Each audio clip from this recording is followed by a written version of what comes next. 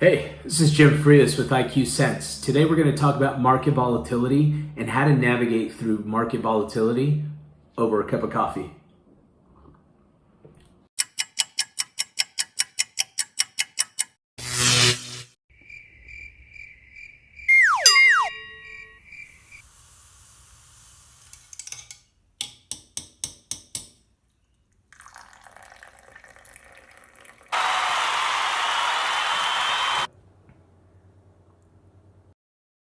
It's important to understand market volatility. Financial markets move in three directions: up, sideways, and down. However, when the market moves down, or better said, when the market experiences a major decline, it leads to investors to making emotional investment decisions that ultimately makes them lose money. The true cost of emotional investing for the average investor can be deduced from the DalBar Study.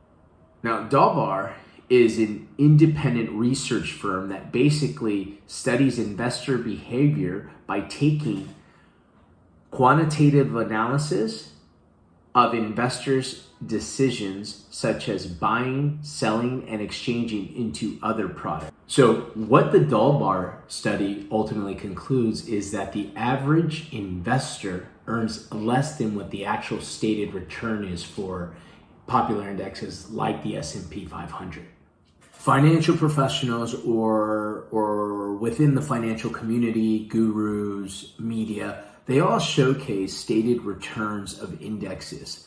One of the most popular one is saying the S&P 500 has returned over 12% if you look at it from 20, 30, 40 years.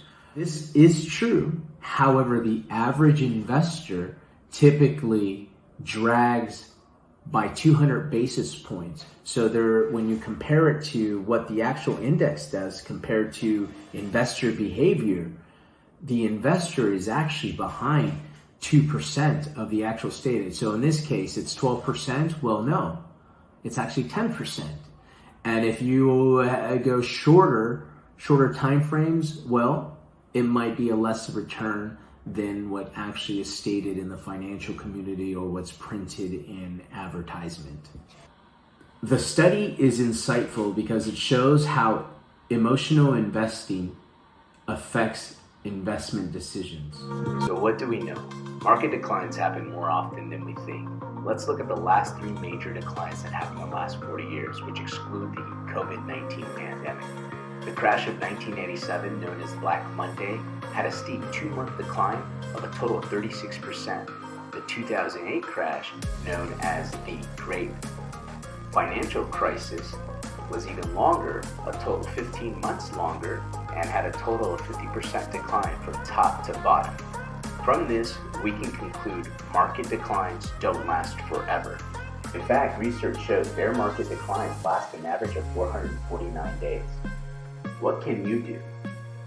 You can make a plan that will allow you to avoid making short-sighted investment decisions.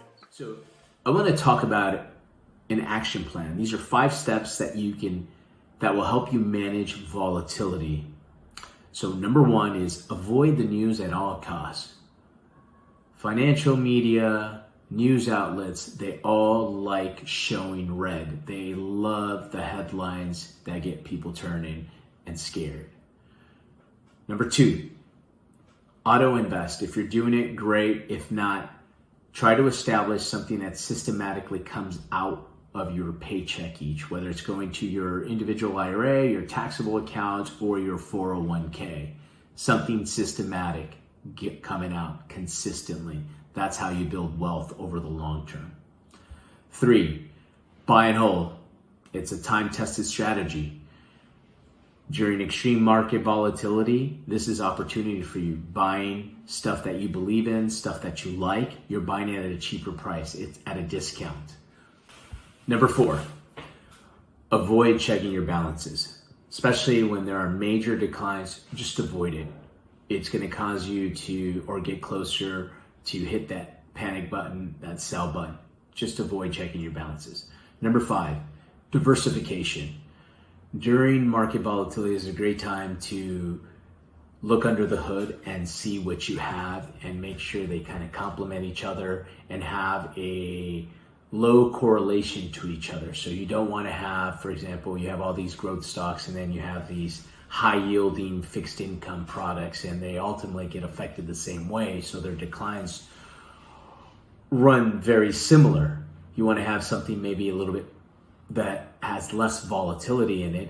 Now they may be down at the same time, but one may be further than the other, so it'll compensate your overall portfolio. And this is something that is so true for the decline in 2008, where you see government bonds maintain their asset prices, whereas equities ultimately decline. These 5 steps are something to consider. They may or may not work for you, but the point is to know stock market declines are part of the investment process. So plan ahead on how you're going to manage your emotions during market declines. Thanks for watching. Don't forget to hit that like button and that subscribe button to watch more videos that increase your financial IQ over a cup of coffee.